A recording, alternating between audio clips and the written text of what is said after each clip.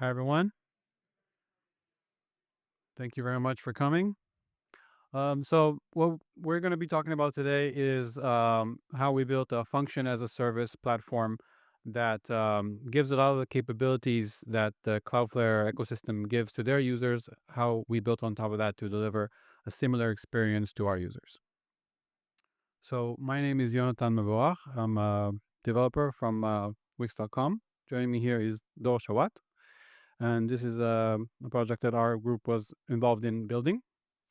So, just a bit of context to explain the product that we built, or why we needed capabilities such as the ones that we're going to show, and then we're going to see how we did that. So, if you're not familiar with Wix, it's at its core, it's what you see is what you get, visual website builder. But really, our aim is to solve everything that a business needs to exist online. So we have a way for you to manage your customers and your products and your contacts. And because we have different type of businesses that try to that are host themselves on the Wix platform, we need to solve unique use cases that are unique to each type of business. So if you're a store, that's e-commerce site, specific needs of restaurants, specific needs for like a gym that takes sessions, etc. But we know that we can't build it all ourselves. There's a limit to what we can build. And we wanted to make sure that our users don't get frustrated by the fact that their unique individual business needs aren't met, or some type of integration that's unique to their location, like a payment provider that exists in some particular market. And that's why we created the Wix App Market, where we open up our platform for integration by third-party developers who can create apps and then sell those apps on our platform. So it's like a win-win-win. We don't have to build everything ourselves. The third-party app developers get revenue share by selling their applications, and most importantly, the Wix users themselves, the website owners, get to have a much more wide variety of unique apps for their use cases. So it was really important for us for the app market to succeed. And that's why we wanted to make it as easy and as frictionless as possible to create such an app. So this is why we built a framework, or like a meta framework, very similar to, in concept at least, to Next.js, if you're familiar with it, where our users who want to build such apps can focus on their unique domains and not worry about the technology behind it. Um, So we're going to show a demo of this now, and then we're going to dive into how this is built on top of Cloudflare. Thanks. Hi. I'm going to do a quick demo on how you build an app, a minimalist one on Wix, to showcase how our meta framework works. And then we're going to do a deep technical dive on how it actually works behind the scene and not just for the user. But now it's going to be from a developer perspective that is coming to Wix to extend the capabilities that Wix provides. So, in order to do so, they first need to start up a project by running npm create Wix app at latest. This is similar to any meta framework like Wrangler, create Cloudflare, and anything that you do on the web today to create a new to bootstrap a new application. Once you do that, it's gonna give you a funnel of questions to identify your business needs more particularly. So whether you want to create something that is new, or you want to use a template that is kind of a starting point, those type of questions, that just to know what to scaffold better. I'm not going to do that now because it installs dependencies and it takes time. So I have a pre-scaffolded project right here. This is the file structure that you get from scaffolding a project.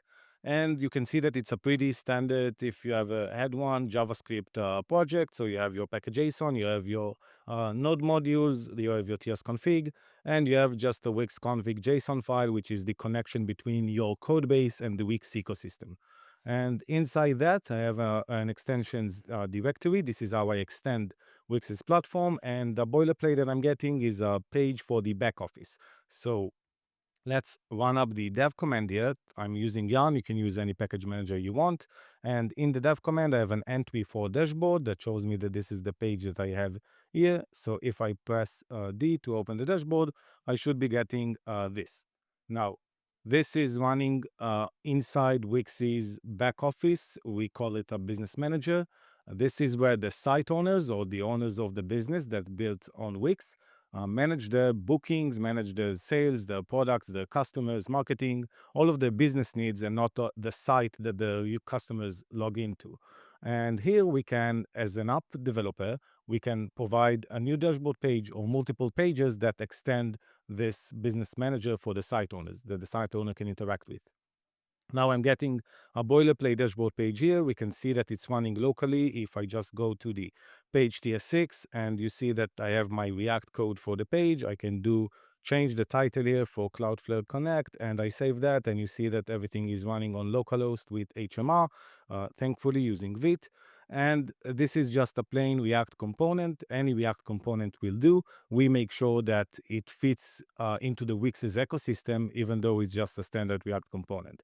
You can also use the design system library that we provide to make sure that your visual language is correlated with Wix's one, but that's just optional. Now, that we have. I'm not going to focus on the React code. I'm not going to develop the React code for the dashboard page because this is not the point of this lecture. We're going to do some workers and workers for platforms integrations. So I'm just going to paste in a React dashboard that I already created, and I'm going to save that. And if I jump into my business page here, we can see that I have the dashboard page for a wholesale manager. The logic behind my app that I'm bringing into Wix is wholesale capabilities. Wix doesn't have that by default today. So this basically lets site owners define custom discounts on specific products if purchased more than an X amount. So you can see that I have a product here, and I can say that it has a 25% discount. It costs 71 after discount if I buy more than 5, for example. Now, as that's where we started to understand that we needed Cloudflare and that we needed workers for platforms, because at this point, my developer, the developer that uses our framework, has a React code and they bring in their UI, but you can see that the product that I'm using is hard-coded inlined here. And in fact, instead of that, I'd like them to actually communicate with Wix's backend and query databases and query information to get their data, and they need to write a server. And before we used Cloudflare's Worker for Platform solution, they just needed to write a server themselves. They just needed, I don't know how, set up a server, deploy it, host it, scale it, do whatever they need. But since we got this and we want to make it frictionless for our users, I'll just go on and I'll remove the mock product that I have to and initialize all of the states to just the defaults here. And once I do that, I will see that I'm getting an infinite loader because there's no more any products response and it's not loading up. So I can go into my terminal, I can close the command here and run the generate command that we provide, which lets you add more extensions to your project. And under the extensions, I see I have a backend option. So I have multiple various of backend solutions. I have webhooks, I have plugins, I have a lot of functions, and we have two API functionalities. One is web method. It's sort of like Next.js's server actions, if you're familiar with. And we have a more advanced one, which is API routes. I will define a new route. I will call it products because this route will be used to fetch the products. I will load up the dev server again in the background. And you can see that now I have a backend directory with a route of products and an API TS where I export, get, post, put, delete functions that I can add more to. We're going to just need the get one. And at this moment in time, the user, our developer, is writing a Cloudflare worker. This will be powered completely by Cloudflare worker locally and in production, even though syntax-wise, they are writing node fetch API like experience, because we can control the experience and then we bundle it to what we actually ship to Cloudflare. And Johnny will deep dive into that later. So quickly writing the code for our function, I'm going to import product from our SDK. Oh, Cursor remembers my practices. Good.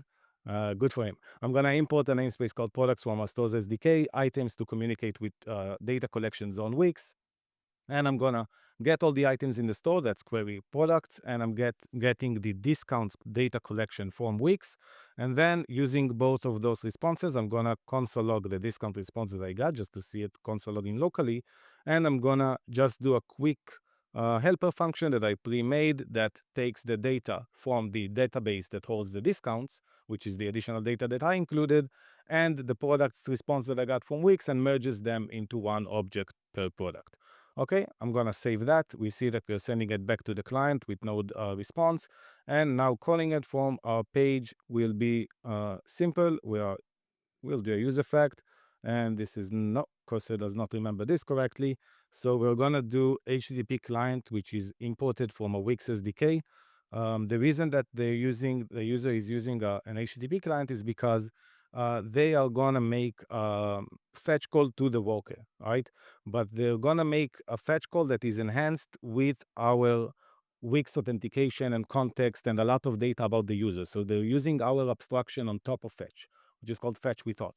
And they're gonna use a variable that we provide them, an environment variable that will be injected with the worker's domain, with the worker's URL, because again, they're using workers and they do not know where their worker will be deployed to, under which domain and how. So we are giving them an environment variable to communicate with that. The endpoint is products, that's what we defined, and then we should have the res and res dot JSON. This is just standard fetch API stuff.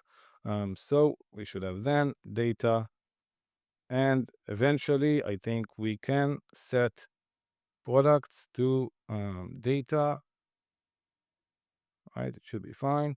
And set selected product to data, the first one to the first item, and then set discount to be data 0 dot it was wholesale discount, I believe.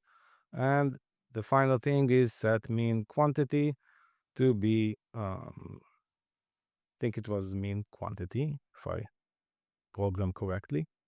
And let's import the use effect here. Let's save that. And let's reload the page because we killed the dev server earlier. And if done correctly, we should hopefully be seeing, cool. We're seeing the response that we got from Wix. Now it's actually the products in the store of the site owner. And we can even open our network tab here and see that even though we are getting the actual data from Wix, the network call that we are making to our worker actually goes to, and I'll enlarge that to make that a bit bigger, actually goes to localhost. Okay, so that means that we're running this worker eventually completely locally for a fast development cycle. So any change that the user makes runs locally, even though it's a Cloudflare worker. And we'll explain now in a bit. So you can see that I'm getting the response for all of the products, and I can define a discount for each one. We'll explain how we did that part, and I think we have time for Q&A later. I just don't want you can ask one if you have one. Yes. Nice catch.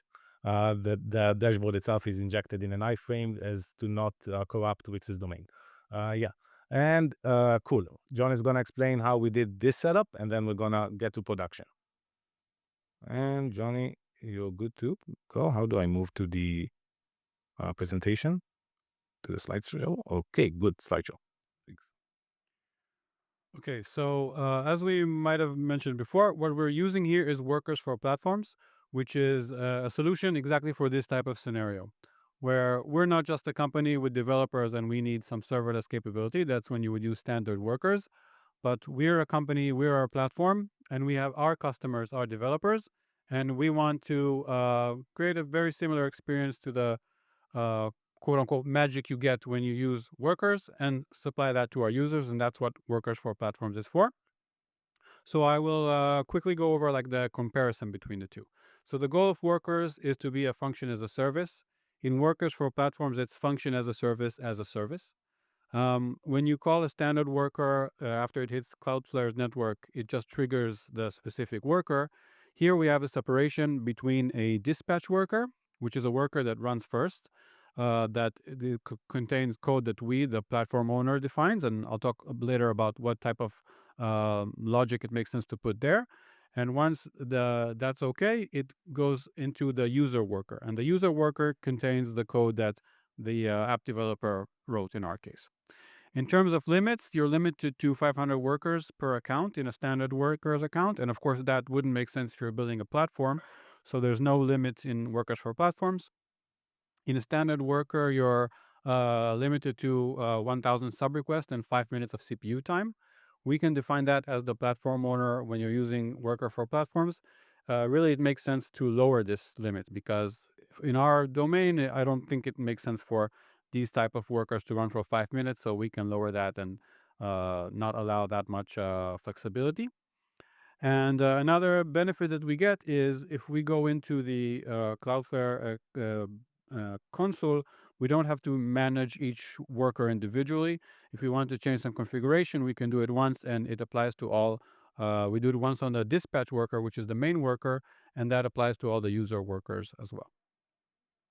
So this is the standard experience that you get when you want to reach a site that uses Worker for platforms under behind the scenes.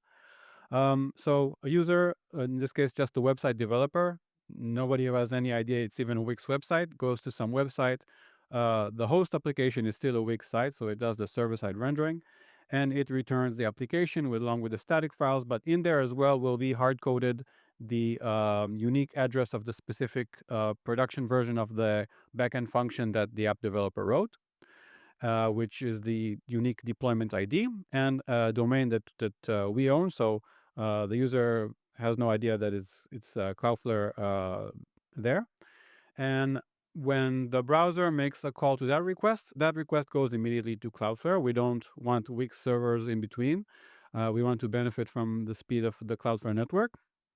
And the way that we get to actually run our code inside the Cloudflare network is with the dispatch worker I mentioned before.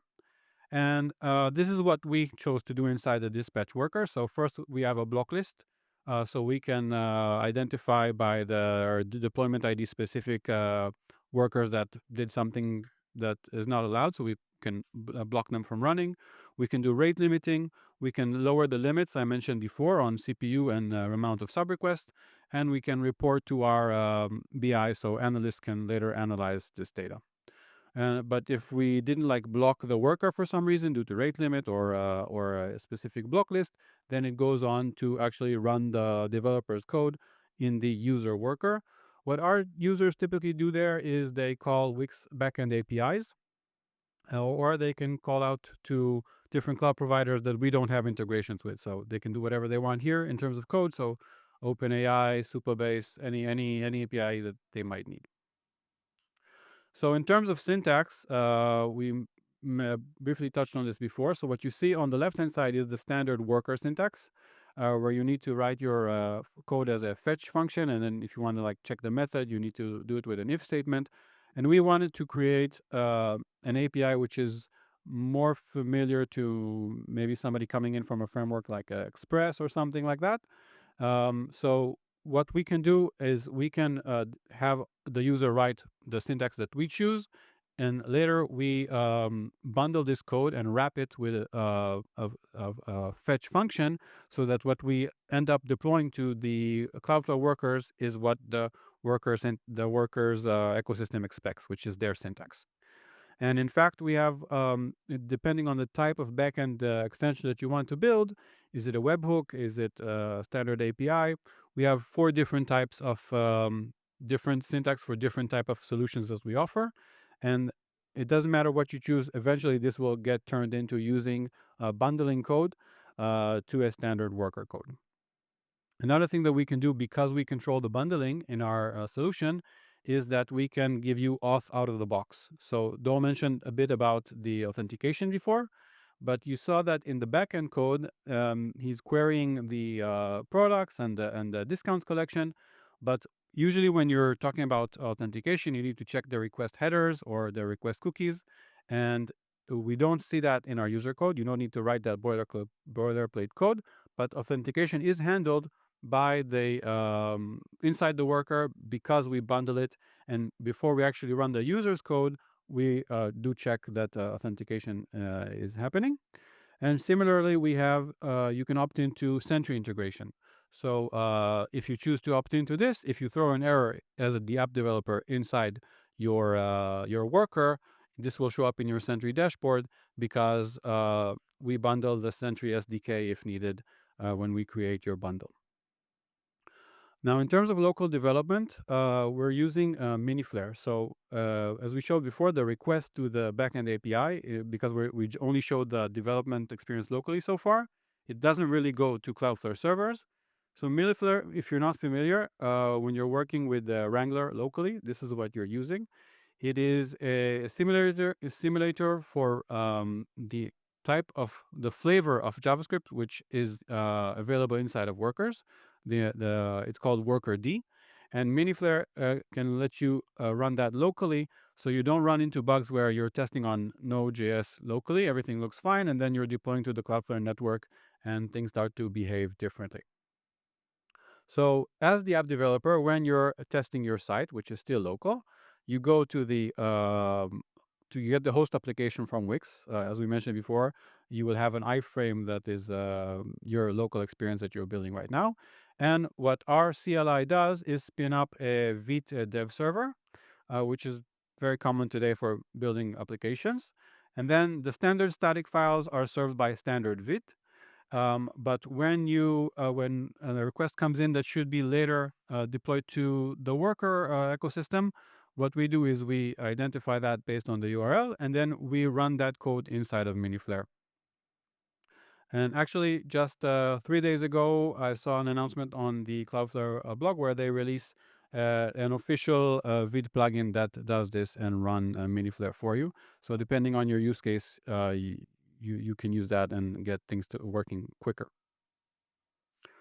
Let's talk about how we deploy this to production. Awesome. So let's build a website. Up until now, what I did is I created an admin dashboard. This is an admin page where I can manage things. But now I need to actually build the website where the users will go into, the customers, and purchase things. Now, if I build this website, I can use the what you see it was to get editor on Wix, standard Wix that everybody's familiar with. But we decided that for this conference, we're gonna show a sneak peek of an internal alpha product that we currently creating and building. So it's not finalized, maybe a couple of bumps, but bear with me. So you can see that in my dev server, I also have an entry for site. And this site comes from this site directory, which, if you'll notice, is a plain Astro.js project. Now, I don't know if you're familiar with Astro.js. It's a very popular meta framework today for building static websites, and you can also build dynamic websites. You can include React in it. You can do plain HTML.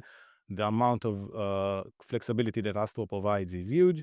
And if I'll open up the site here, you can see that I have my localhost running, and this is a plain Astro site. Everything that is included in Astro, you can put in that directory, and you can do server actions. You can do whatever Astro supports, and it's a lot, basically. But no limitations, anything. No JavaScript on the client. Everything is server-side rendered, depending on your needs, of course. In this template it is. This is basically a Next.js commerce template, which I've converted into Astro files, but it's an Astro project. And I also already have in that one a badge for discounts that it reads the discount data from Wix if there is one and shows a badge. So let's see that it's actually working. I can go to the t-shirt here in my back office, and I want the other t-shirt. Where is it? The circus one, because it's in the front page. So let's do a 25% discount if you purchase more than 4. Let's save the discount. We see that I'm getting successfully saved. And if I refresh the Astro site, which renders very quickly, you can see that the badge is here because it's reading the data from our collection, from Wix, everything. This is a headless Astro project that, using our SDK and authentication, is completely connected to Wix's business. So you can query the products and stores and everything and the collections and everything in your back office, but write the fronted code as Astro. And if I dive into that t-shirt here, you can see that I'm also getting it here. So let's ship that to production, and let's close the process here, and let's run the admin deploy command. The admin deploy command deploys the back office, the separation between the back office and the site, depending on how you want to roll that out. So when I deploy the back office, it first creates a preview for me. Like Johnny said, Workers for Platforms is not limited by amount of workers and scripts. We can utilize that to basically deploy as many as we want for our users. For QA versions, test versions, anything that they need, we can deploy hundreds of them and thousands of them, so they won't affect their production, and they can still look at the changes coming from a production URL. So this is the preview here, and once I'm happy with the preview, I can just continue on with releasing the dashboard. And if I do that, eventually I should be going to my dashboard and seeing that if I go to my dashboard and remove the override parameter, which is what tells it to load from localhost, and instead I load it from production. Let's also open the network. If I load it from production, I should be seeing the same. And now my products is actually going to Cloudflare from production. Both my statics and products are now getting from production because I've released, I deployed to my production worker and not my preview one. Same goes for the Astro website. So if I do yarn site deploy, again, this now deploys a preview worker. So that just deploys like a worker that can be then just left unvisited. So this is my preview URL. And it's not affecting my production URL. It's just a random URL we generated for this worker. And if I'm happy with that, I can run site deploy prod. Again, product is a bit rough because it's an internal alpha that we do. And I now deploy it to production. So this is my production URL that is now being affected. And if I go to it, this is my prod URL. And I should be seeing my Astro website served from Cloudflare thanks to the statics on workers. So now workers can also be used for backend code, but it can also be used for the statics. So we're serving the statics and backend code from the same user worker at the end. And my site is in production. Both my admin dashboard and both my Astro project for the front end is in production and connected together. Um, Johnny, yours. So how do we get to production?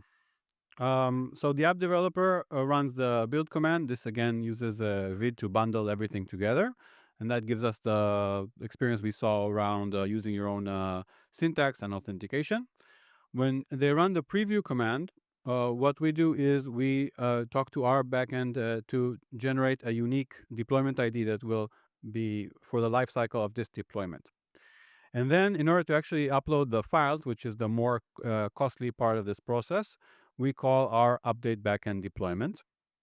And this will actually talk to the Cloudflare API in order to hand off the files that later need to be served. Now, the neat thing here is that we can deploy our statics in parallel. So instead of waiting to deploy to Cloudflare, get the unique URL after the deployment. Okay, this is where your files are going to be hosted. Now embed this in your static files. We know the URL of the backend assets ahead of time, so we can deploy in parallel, which is nice and saves time when you run the preview command. Then we talk to the Cloudflare API. There's an option called Upload Worker Module. It takes the assets, which is the actual raw data of the files, and now we have a user worker in production. Another thing that we do, because as Dol showed, we have this option where you can run many preview commands. We want to make sure those non-production production workers get cleaned up eventually. So there's an option to bridge the world between your unique domain, where we have this in Wix, we have this concept of app ID and deployment ID, and the world of Cloudflare where this doesn't exist. So the way we do that is using their script tags option. And that lets us tag or annotate any worker with these tags that come from our domain. So we tag each worker with the app ID and deployment ID. So if we go to the Cloudflare console, we can see that. And also we can mark it as temporary. And then we have a different system that cleans up workers that are over 3 days old and still have this tag. In order to not accidentally clean up a production worker, which is actually serves real users, when the app developer uses the release command, we call our mark deployment as permanent, which again talks to the script tags API in order to mark the same worker now as persistent permanent, so it won't get cleaned up. So now let's see a demo of how we offer some observability and logs experience for our users. Thanks. So we have a complete front-end project here. This is our Astro site. We have our back office that we created with plain React. Both are connected to the same business. Both are affecting one another with backend functions and database. And now, obviously, we are very happy with what we created, and we want it to stay that way, and we want to keep it alive. So we need to monitor it if something goes wrong and look at it and check what happened. So how do we do that? We have a worker deployed for production here, and all we need to do is we can go to our IDE, and as a developer, we can run the logs command, which is admin logs, and provided the version that we created and released earlier, in my case, it's version 1.4.0. And once I run that, you can see that it's connecting to log server. And at this moment in time, it's listening to production environment logs. Now, again, the user is abstracted from the knowledge that this code, the backend code of this version, runs from a Cloudflare worker, and what deployment is that Cloudflare worker running on, and what is production worker and preview worker. And it just gives us the business of Wix's version.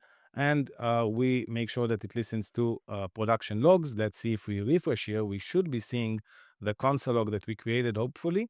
Once it makes the request, yes. It's a bit rough product. We need to parse that.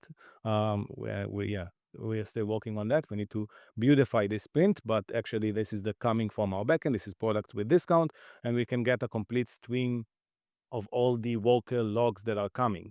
Obviously, the users don't have access to our Cloudflare account, so they do not have the same Cloudflare UI that we're getting to manage workers, to stream logs and to observe them and do everything. So we use all of Cloudflare's infrastructure and APIs to create our own products that deliver that experience for them. Obviously worse, but uh, we'll get there. So how did we do that? It's a pretty elaborated way, and Johnny will deep dive into that. Thanks. So this is how we stream production logs into your local experience as an app developer that just has the CLI running locally. So we want to bridge the gap between the user worker here and the CLI here. So the first thing we do is we set up a web server, running locally that will, and we want this web server to get a new request whenever there's a new log event coming in. Now, this is only a server running locally, so in order to make that be able to get traffic from the public internet, we use the Cloudflare Zero Trust Tunnel solution that lets you expose your local connection over the internet. So we call the create tunnel method in Wix server, and this will give the port number and we will use the Zero Trust API, several APIs, to create a tunnel, create a DNS record, and create an access token, because we want to make sure that it's secure and only available to the relevant parties. And this will funnel back to the client. And then using a tool called Cloudflared, we can finalize the connection, and then we have a public URL with a URL like this.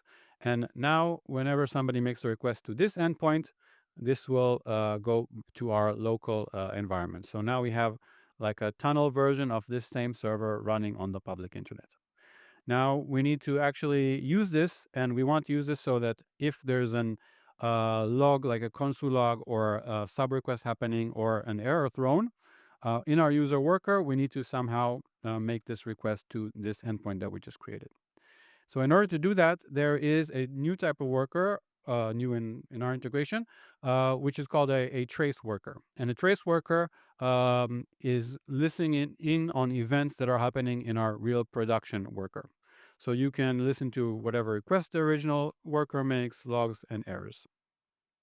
In order to attach the trace worker and get it to start listening to a specific worker, because we want the specific worker that is relevant to this website developer, we then give the knowledge of this new tunnel that we created that's associated with a specific deployment ID, and we call our attach logger function.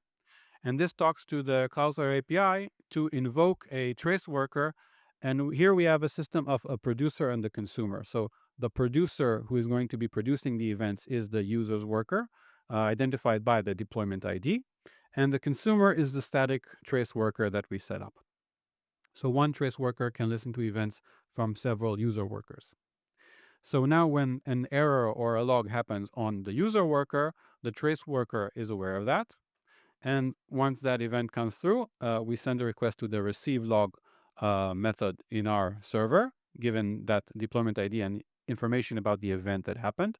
In the internal DB here, we can look up the original tunnel URL that was provided when all this was initialized, so we can proxy that, and then it comes all the way to the user's machine, and we can print that in the console as you showed.